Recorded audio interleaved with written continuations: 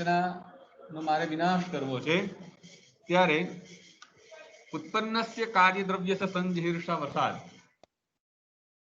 ઉત્પન્ન થયેલું જે કાર્યરૂપી દ્રવ્ય છે એનો વિનાશ કરવાની ઈચ્છા થાય ત્યારે પરમાણુ શું ક્રિયા જાય છે?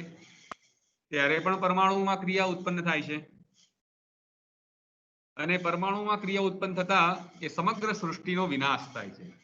જેવી રીતે આપણે પત્તાનું ઘર બનાવીએ અને ધીમે ધીમે ધીમે પત્તાનો મહેલ બનાવીએ, હવે એનો વિનાશ કરવો તો શું થાય? નીચેના બે પત્તાને ખસેડી લો એટલે પરમાણુમાં ક્રિયા ઉત્પન્ન કરો તો ઓટોમેટિક એ પત્તાનું મહેલ તૂટી જાય. આવી રીતે પરમાણુ કારણવાદ આપણા નૈયાયિકોએ કલ્પેલો છે.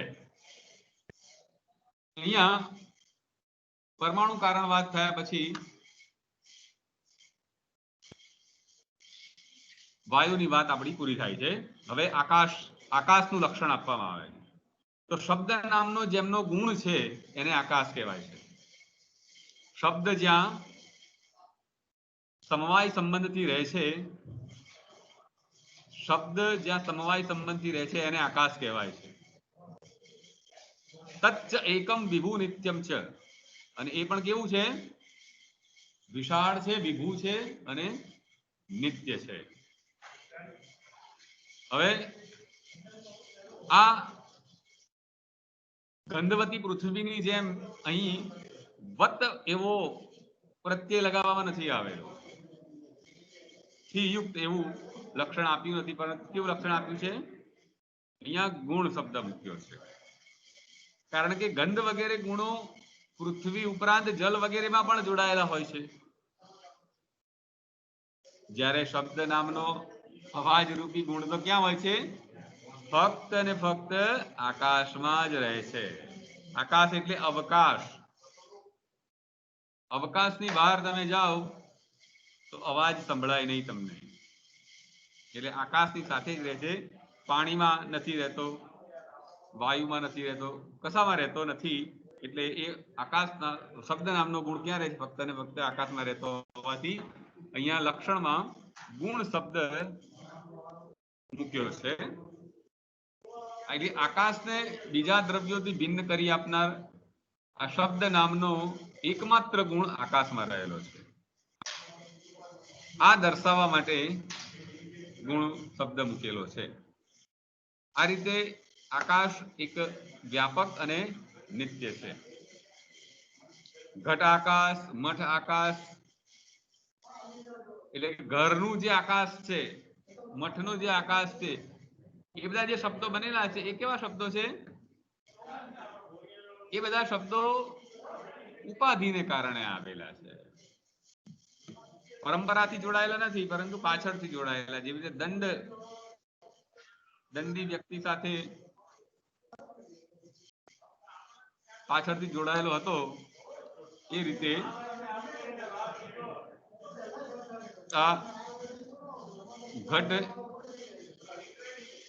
આકાશ, મઠ આકાશ વગેરે શબ્દો પણ ઉપાધિની કારણે પાછળથી જોડાયેલા છે.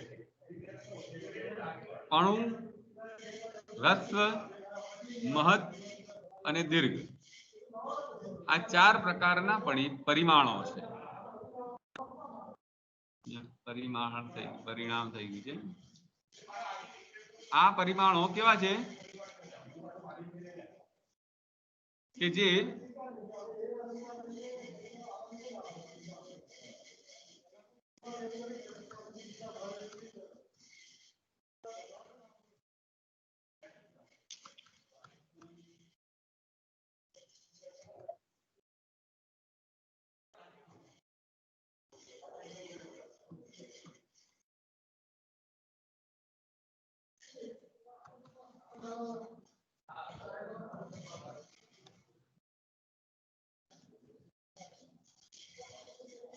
આ પરિમાણમાંથી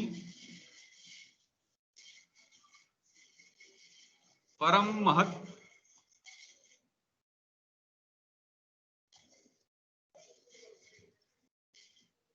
તે વિભુ પરિમાણ છે.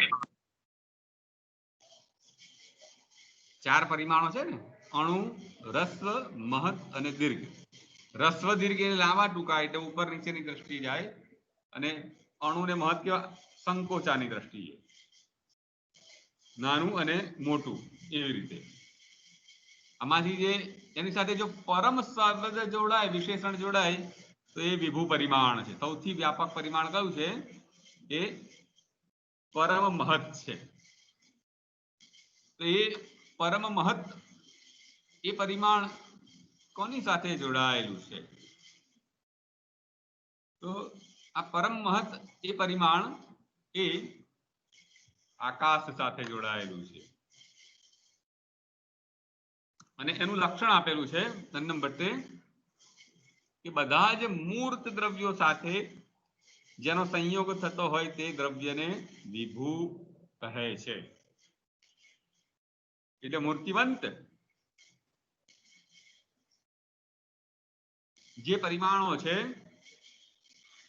એ બધા જ પરિમાણો કોની સાથે જોડાયેલા હોય છે?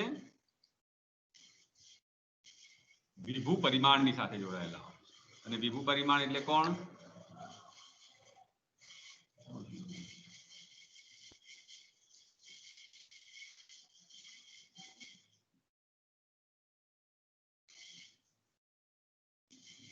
વ્યાપક પરિમાણ. આકાશ એ વિભુ હોવાથી અતિન્દ્રિય છે. આપણે આગળ પણ એવું કહ્યું હતું કે જે સૌથી વિશાળ હોય અને સૌથી સૂક્ષ્મ હોય એ ઇન્દ્રિય ગમ્ય હોતું નથી, તેથી તેનું પ્રત્યક્ષ થતું નથી. આથી તે અનુમેય છે. મૂર્ત દ્રવ્ય એટલે નિશ્ચિત માપ વાળું હોય તે અથવા જેમાં ક્રિયા સંભવી શકે તે. મૂર્તત્વમ પરિચ્છિન્ન પરિમાણવત્વમ ક્રિયાવત્વમ વા. મૂર્તત્વ એટલે કોને કહેવાય છે? તે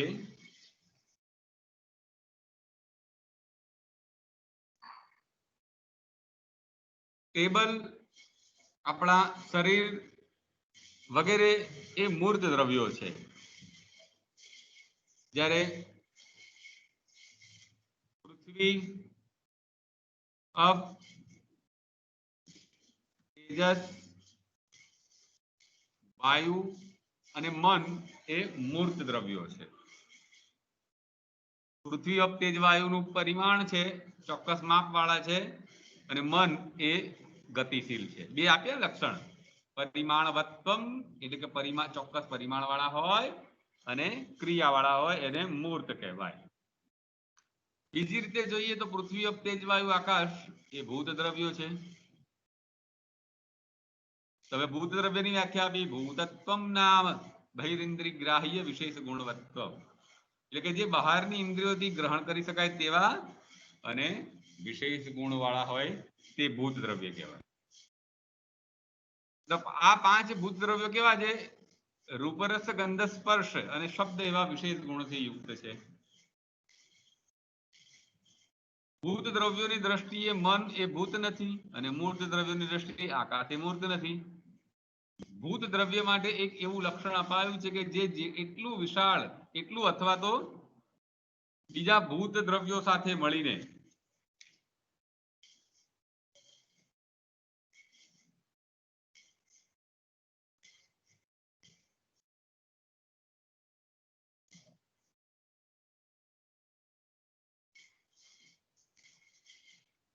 જગતના સર્વ પદાર્થોને ઉત્પન્ન કરે છે.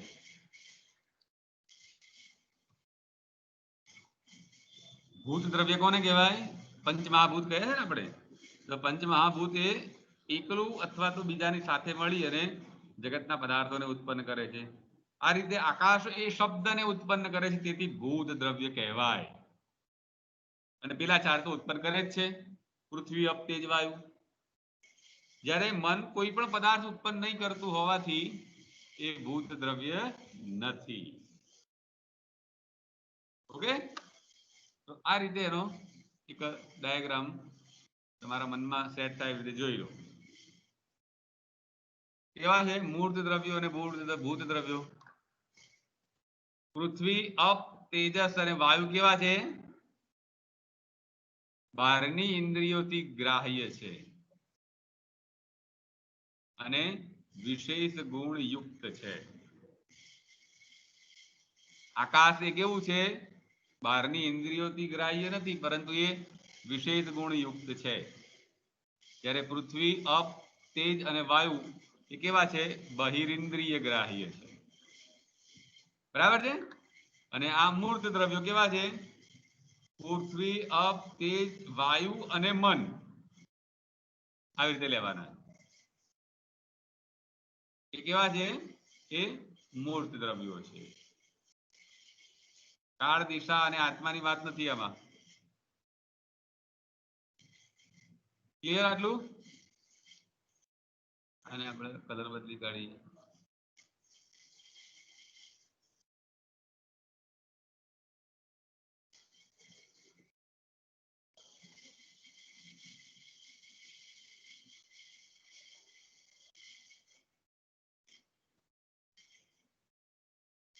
સમજાઈ ગયું? આ મન એ કેવું છે? ક્રિયાશીલ છે. અને આ ચાર એ કેવા છે? નિશ્ચિત માપ વાળા છે. આકાશ એ ફક્ત ભૂત દ્રવ્ય છે, અને જ્યારે મન એ મૂર્ત દ્રવ્યની સાથે જોડાય છે. મનનો કલર પણ આપણે બદલી નાખીએ, કારણ કે મન એટલું છે મૂર્ત દ્રવ્ય છે, એટલે એનો કલર આપી દઈએ.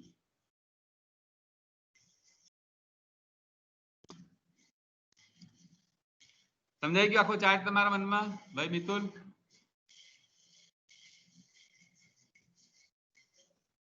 हाँ सर.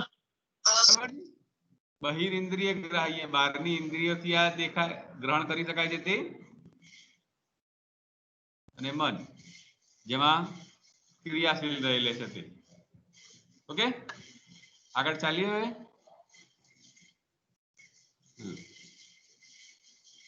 હવે અતીતાદિ વ્યવહાર હેતુ કાલ. અતીત એટલે અતીતની વાત આપણે કરી હતી આગળ, યાદ હોય તો બોલો તો કોઈ. અતીત કોને કહેવાય? યાદ છે કોઈને?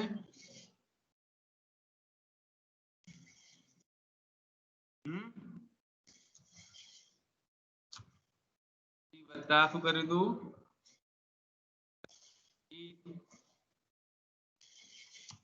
એટલે ગતિ વાળું છે, ગયેલું, એટલે કે ભૂતકાળ થઈ ગયેલું, પસાર થઈ ગયેલું એવા વ્યવહારનો, એટલે કે શબ્દ પ્રયોગ કરવાનો જે હેતુરૂપ દ્રવ્ય છે એ કોણ છે? કાળ છે. સમય, કાળ એટલે સમય. આ કાળ છે એટલા માટે આપણે આવો શબ્દ પ્રયોગ કરી શકીએ છીએ. કેવો શબ્દ પ્રયોગ? અતીત, વર્તમાન, ભવિષ્ય. બરાબર છે? તો જો કાળ એવું દ્રવ્ય ન હોત તો આપણે આવો શબ્દ પ્રયોગ ન કરી શકીએ. આપણે શબ્દ પ્રયોગ કરીએ છીએ એનો અર્થ છે કે કાળ છે. તે કેવો છે? એક જ છે અને નિત્ય છે. બરાબર છે? ભૂતકાળનું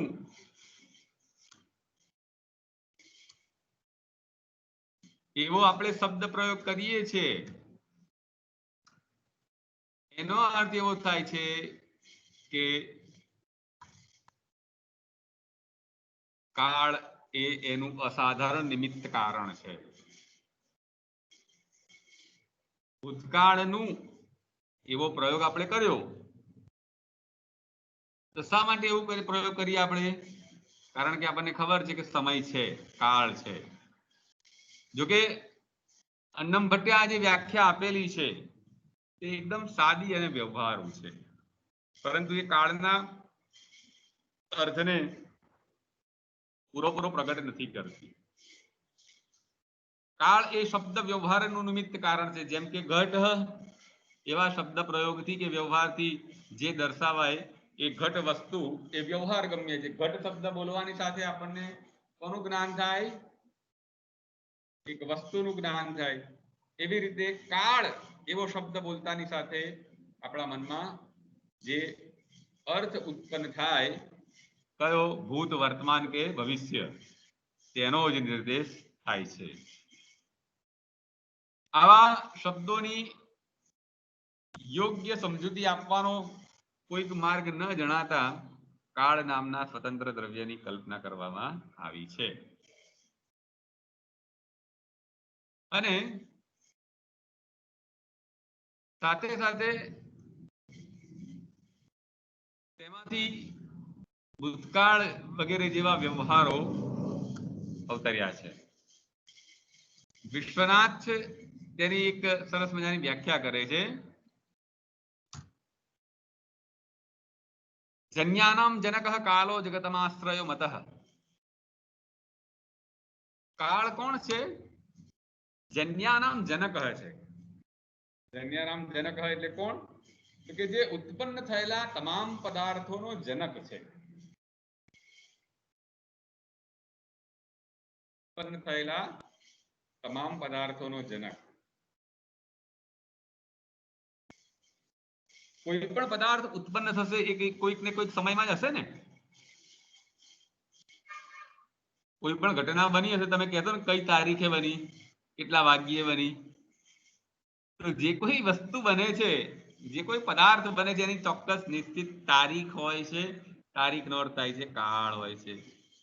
જગતામાં આશ્રય મતઃ, અને જગતનો આશ્રય છે કે બે પદાર્થો એવા છે કે જે સાક્ષાત તમામ પદાર્થોના ઉત્પન્ન થયેલી તમામ પદાર્થોના તમામ વસ્તુઓના સાક્ષાત આશ્રય છે। એક સ્થળ છે અને બીજું કાળ છે। કોઈ પણ પદાર્થ કોઈક ને કોઈક ચોક્કસ સ્થળમાં હશે, કોઈ જગ્યાએ ઉભેલો હશે અને ચોક્કસ સમયમાં બનેલી હશે। હવે કોઈ પણ વસ્તુ નાની કે મોટી અથવા તો પહેલાની કે પછીની એવી સમજનું કારણ કોણ છે? કાળ છે। દાખલા તરીકે આપણો નાનો ભાઈ હોય કે આપણાથી નાનો છે એવું શા માટે કહેવાય? તો એની એક સાદી સમજ આપેલી છે કે સૂર્યના કેટલા પરિભ્રમણો, સૂર્યના ઘણા પરિભ્રમણો સાથે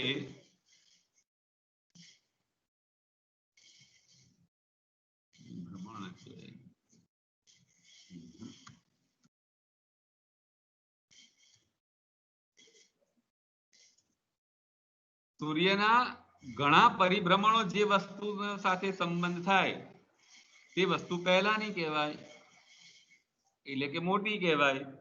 અને જેની સાથે સૂર્યના પરિભ્રમણો ઓછા થયા હોય એને પછીની અથવા તો નાની કહેવાય। યામિક, સમજાયું બરાબર?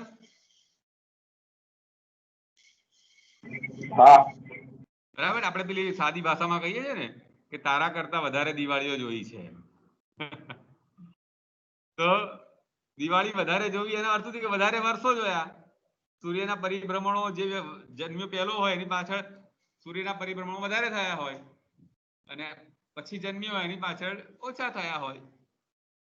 તો સૂર્યના પરિભ્રમણોને આધારે વસ્તુ નાની કે મોટી કહેવાય, માણસ નાનો કે મોટો કહેવાય। તારા કરતા વધારે દિવાળી જોઈ છે એનો અર્થ એવો જ થાય છે કે એ માણસ મોટો છે, કારણ કે એની આસપાસ સૂર્યના પરિભ્રમણો વધારે થયેલા છે। ભા સર્વજ્ઞ નામના એક નૈયાયિકે દિશા અને કાળ એ સ્વતંત્ર દ્રવ્યો નથી, તેમણે બંનેને ઈશ્વરમાં સમાવી દીધા છે। કારણ કે ઈશ્વર સર્વ કાર્યનું કારણ છે, એ તો સ્પષ્ટ વસ્તુ છે। તમામ પદાર્થોનું કારણ કોણ છે? ઈશ્વર છે।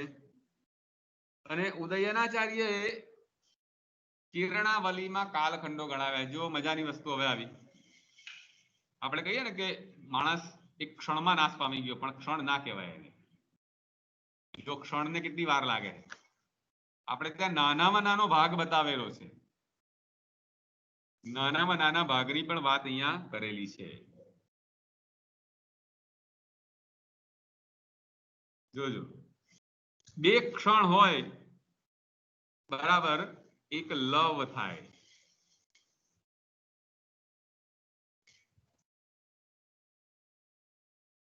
2 ક્ષણ બરાબર એક લવ. લવ નો અર્થ થાય છે લવ માત્ર, નહીં કહેતા લવ માત્ર, લેશ માત્ર. 2 ક્ષણ બરાબર એક લવ.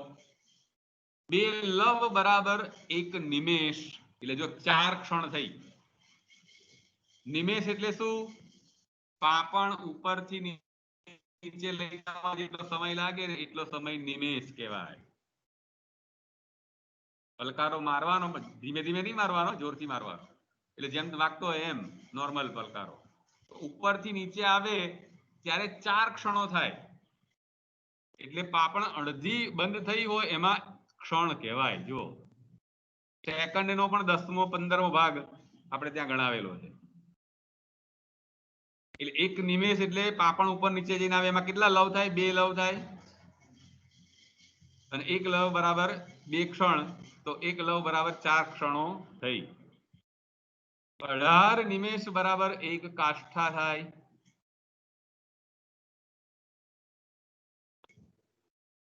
હવે 18 વાર તમારે આંખો પટપટાવવાની અને જોવાનો ટાઈમ કેટલો થાય. કેટલા બરાબર એક કાષ્ઠા થાય? 30 કાષ્ઠા બરાબર એક કળા થાય.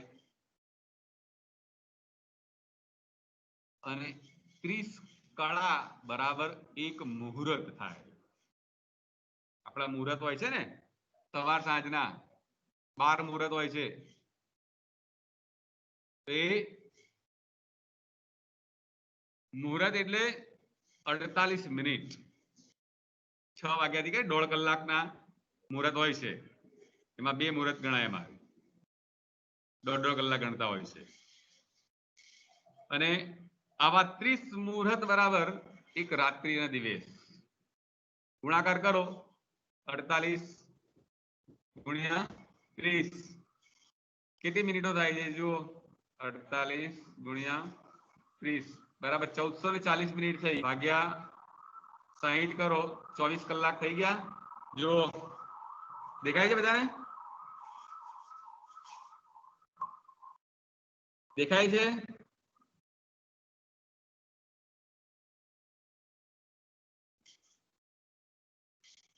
બરાબર છે. તો 48 મિનિટનું એક મુહૂર્ત. હવે માઇનસ કરો એટલે તમને ખબર પડી જાય કે એક કલા એટલે કેટલો ટાઈમ થાય. અને 18 નિમેષ બરાબર કેટલો સમય થાય. આવા 15 રાત્રિ અને દિવસ હોય એટલે પક્ષ કહેવાય. એટલે પખવાડિયું કહીએ છીએ ને આપણે, શુક્લ પક્ષ ને કૃષ્ણ પક્ષ. 2 પક્ષ બરાબર 1 મહિનો, 1 માસ. 2 માસ બરાબર 1 ઋતુ. 3 ઋતુઓ બરાબર 1 અયન. અયન એટલે ખબર છે ને? અયન ત્યાં 2 આવે. એક દક્ષિણાયન આવે અને બીજું કયું આવે? ઉત્તરાયણ. બરાબર છે? ઓકે, એક દક્ષિણાયન અને બીજું ઉત્તરાયણ. અને આવા 2 અયન બરાબર 1 વર્ષ. અને માનુષનો 1 વર્ષ બરાબર રાત્રિ અને દિવસ ભગવાનના 1. ભગવાનનો 1 જ રાત્રિ અને દિવસ. આ બહુ સ્પષ્ટ ડાકોર વાળાને ખબર પડવી જોઈએ. આ બધી દેવ ઉઠી 11 આવે છે ને ત્યારે શું થાય છે? ભગવાન જાગે છે અને દેવ પોઢી એકાદશી એ ભગવાન સુઈ જાય છે. એટલે 6 મહિના ભગવાન સુઈ જાય છે અને 6 મહિના જાગે છે. એટલે આપણા 6 મહિના છે, પરંતુ ભગવાનનો તો 1 જ રાત્રિ અને દિવસ થયો. ખબર પડી? હવે આ દેવ પોઢી અને દેવ ઉઠી 11 કેમ આવે છે? તો ભગવાનનું આપણું 1 વર્ષ પૂરું થાય, પણ ભગવાનનો તો કેટલા સમય પૂરો થાય? 1 જ દિવસ. હવે એ પ્રમાણે ભગવાનનો કલાક મિનિટ ગણી લેવાની. એમની મિનિટમાં શું થાય? ભગવાન પલકારો મારે એટલે પ્રલય થઈ જાય. હજુ આગળ જે મજા આવે એવું તમને કે આ તો ખાલી 1 જ દિવસ રાત્રિની વાત થઈ. જો આવા ભગવાનના દેવના કેટલા વર્ષો 12,000 વર્ષ અને 43,20,000 માનુષ વર્ષ થાય ત્યારે એક ચતુર્યુગ થાય.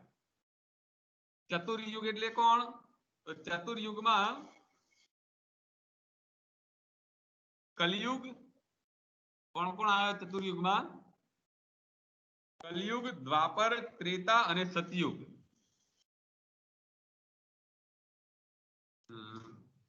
કલયુગ,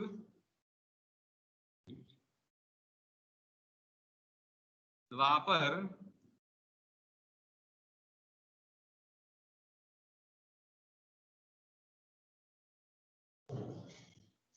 ત્રેતા અને સતયુગ. આ 4 યુગ આવે. અને આ ચતુર્યુગમાં કેટલા વર્ષો થાય? 43,20,000 વર્ષ માનુષ વર્ષ થાય ત્યારે ચતુર્યુગ પૂરો થાય. એક યુગના કેટલા હોય છે? 4,320,000 વર્ષો થતા હોય છે. આ વાત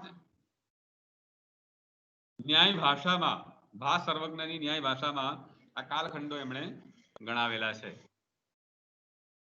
તમારે એનો શ્લોક જોતો હોય તો જો હું તમને અહીંયા ઓનલાઈન કરતો હોય તો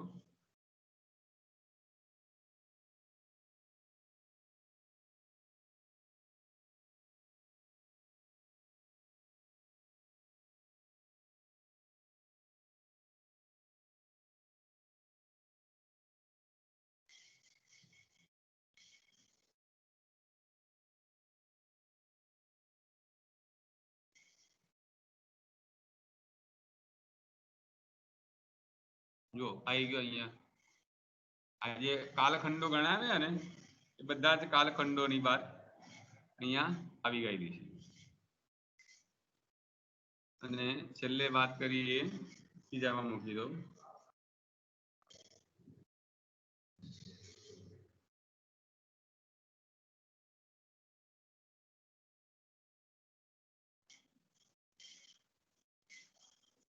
કિરણાવલી ટીકામાં આ વિગતો આપેલી છે.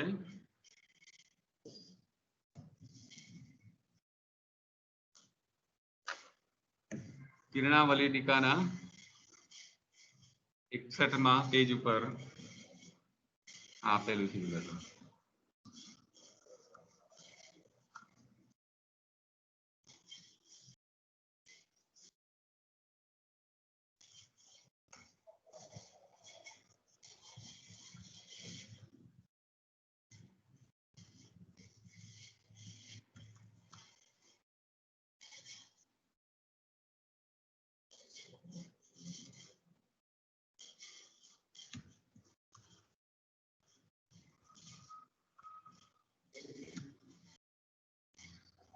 તો આ રીતે કાલખંડો ગણાવેલા છે. અને 1,000 ચતુર્યુગ બરાબર બ્રહ્માનો એક દિવસ. આ તો દેવની વાત થઈ. બ્રહ્માનો એક દિવસ તો કેવો છે પાછો? 1,000 ચતુર્યુગ એટલે કેટલા દિવસો થાય? કેટલા વર્ષો થાય? 4,32 કરોડ માનુષ વર્ષ અથવા 71 ચતુર્યુગ બરાબર 1 મન્વંતર. આવા 14 મન્વંતર થાય ત્યારે બ્રહ્માનો એક દિવસ થાય. હજુ આગળ બ્રહ્માના નિમેષ વગેરેથી થતો પ્રલય જે હોય એને નિત્ય પ્રલય કહેવાય છે. આપણે સુનામી ને ભૂકંપો બધું આવે છે ને તો બ્રહ્મા ખાલી આંખનો પલકારો મારે એટલે પ્રલય કે ભૂકંપ થઈ જાય. આ કાયમ આવે. અને બ્રહ્માના દિવસને અંતે થતો પ્રલય પેલો તો શેની વાત હતી? દેવની દિવસની વાત હતી. આપણો 1 વર્ષ થાય ત્યારે દેવનો એક દિવસ પૂરો થાય. બ્રહ્માનો દિવસ તો ક્યારે છે? 14 મન્વંતર થાય ત્યારે. અને દિવસ પૂરો થાય ત્યારે નૈમિત્તિક પ્રલય થાય જેમાં મહરલોક, જનલોક, તપલોક અને સત્યલોકનો નાશ થાય છે. સત્યલોક સિવાયના તમામનો નાશ થાય છે.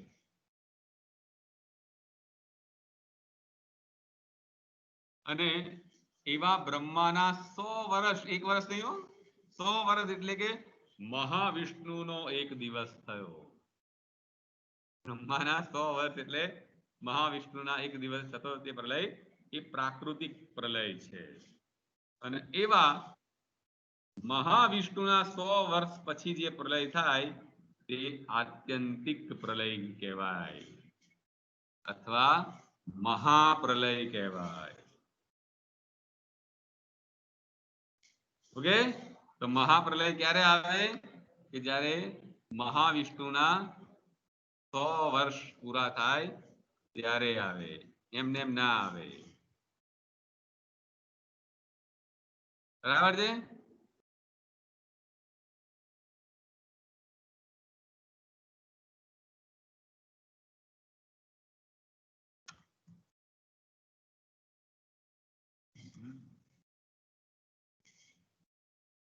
તો આવી રીતે ચતુર્યુગની કલ્પના કરવામાં આવેલી છે.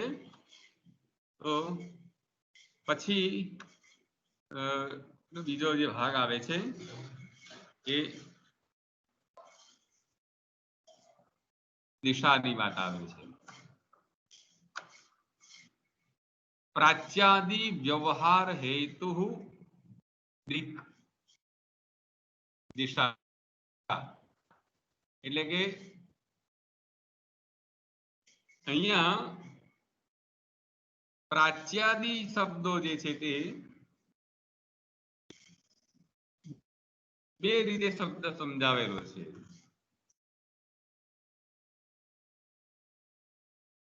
પ્રાચી વત્તા આદિ વત્તા કરી દીધો હોય છે.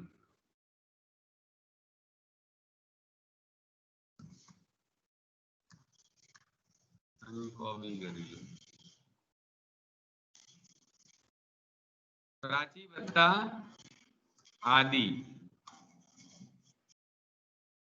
એટલે શું થાય? પ્રાચ્યાદિ થાય. અને પ્રાચ્ય વત્તા આદિ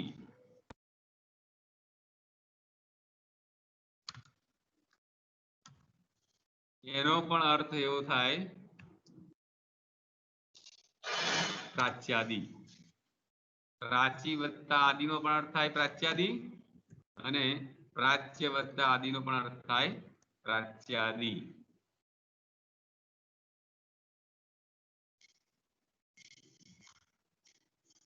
તો હવે આ પ્રાચી એટલે કે પ્રાચી નો અર્થ શું થાય? પ્રાચી દિશા, પ્રાક ઉપરથી પ્રાચ શબ્દ બનેલો છે. પૂર્વની દિશા. પ્રાચી એટલે પૂર્વ દિશા અને પ્રાચ્ય એટલે પૂર્વ દિશાનું.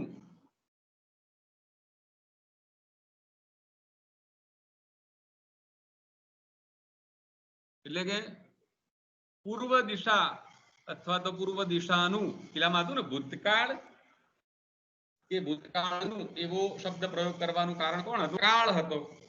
એવી રીતે પ્રાચ્યાદિ અથવા તો પ્રાચી આદિ એટલે કે પ્રાચી દિશા વગેરે અથવા તો પ્રાચી દિશા વગેરે દિશાનું એવા શબ્દો પ્રયોગ કરવાનું જે અસાધારણ નિમિત્ત કારણ છે તે કોણ છે? દિશા છે.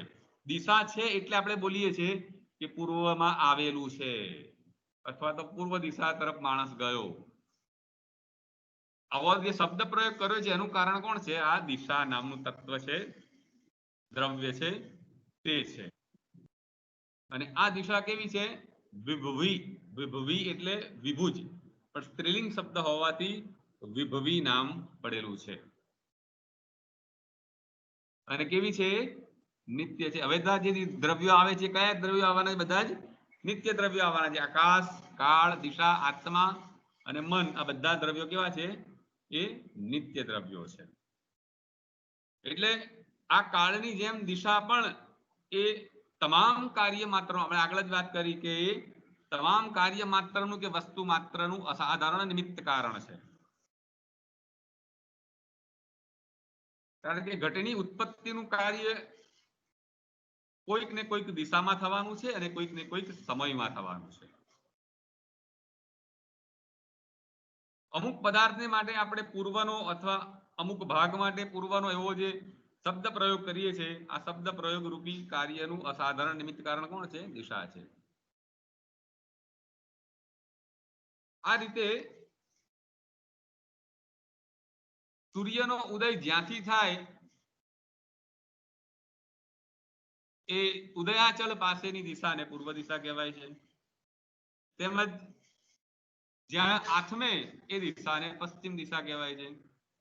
મેરુ પર્વત પાસેની દિશા છે તે ઉત્તર દિશા છે, અને મેરુ પર્વતની સામેની દિશાવાળી જે છે તે દક્ષિણ દિશા છે. પ્રશસ્તપાદ મુનિએ અહીંયા એવી નોંધ કરી છે કે પૂર્વ, અપર વગેરે જ્ઞાનનું જે લિંગ કે કારણ છે તે દિશા છે. કોઈક વૃક્ષ કે નગર જેવા મૂર્ત દ્રવ્યોને એક હદ સુધી હદ બનાવવા માટે બીજા કોઈ મૂર્ત દ્રવ્ય વિશે આનાથી આ પૂર્વમાં છે એ જે જ્ઞાન થાય છે તે દિશા છે. દાખલા તરીકે હું બોલું કે મારી જમણી બાજુ, તો આ જે જમણી બાજુ બોલ્યા એનું કારણ કોણ છે? દિશા નામનું દ્રવ્ય છે એટલા માટે. દિશા એક જ હોવા છતાં પણ સૂર્યોદયના સ્થળને નક્કી કરીને ઉપાધિને કારણે એના 4, 8 કે 10 પ્રકારો પાડવામાં આવેલા છે. 10 પ્રકારો હોય તો 4 દિશાઓ, 4 ખૂણાઓ અને ઉપર અને નીચે, એવી રીતે 10 દિશાઓ નક્કી થાય. જેવી રીતે કાળ વસ્તુમાં કાલિક એટલે કે સમયની દ્રષ્ટિએ પરત્વ અપરત્વનું હોય છે, એટલે કે નાનું કે મોટું હોય છે. એવી રીતે દિશામાં પણ દેશિક એટલે કે સ્થળની દ્રષ્ટિએ પરત્વ અપરત્વનું કારણ છે. સમયની દ્રષ્ટિએ જોવા જઈએ તો મજા આવતી જોવાય કે અમદાવાદથી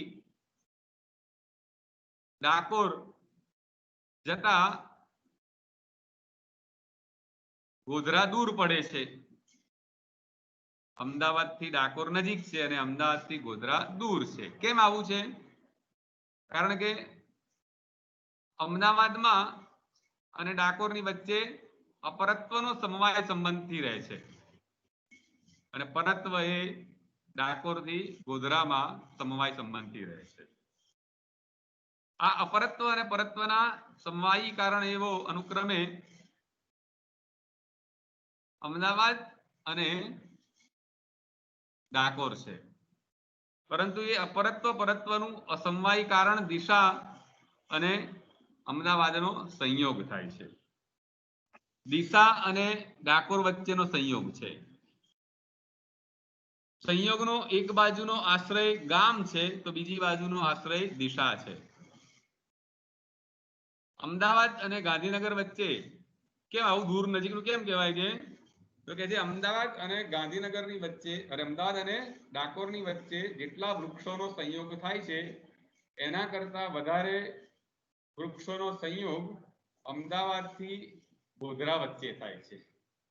જો આવી રીતે દૂર અને નજીકનું કેવી રીતે નક્કી કરાય છે? આવી રીતે અમદાવાદ અને ડાકોરની વચ્ચે જેટલા વૃક્ષો આવે જેના કરતા વધારે વૃક્ષોનો સંયોગ અમદાવાદ અને ગોધરાની વચ્ચે આવે છે, એટલે અમદાવાદ અને ગોધરા એ પર કહેવાય અને અમદાવાદ અને ડાકોર એ અપર કહેવાય. આ રીતે દિશાની દ્રષ્ટિએ મૂર્ત દ્રવ્યોનો સંયોગ એ જ નક્કી કરે છે પરત્વ અને અપરત્વ માટે. હવે દિશા અને આકાશ બંને વચ્ચેનો ભેદ વિચાર આવ્યો છે કે આકાશ એ ભૂત દ્રવ્ય છે અને દિશા એ ભૂત દ્રવ્ય નથી. આપણે આગળ હમણાં વાત કરી હતી કે દિશા, કાળ અને આત્મા એ ત્રણને ભૂત અને મૂર્ત માન્યા નથી.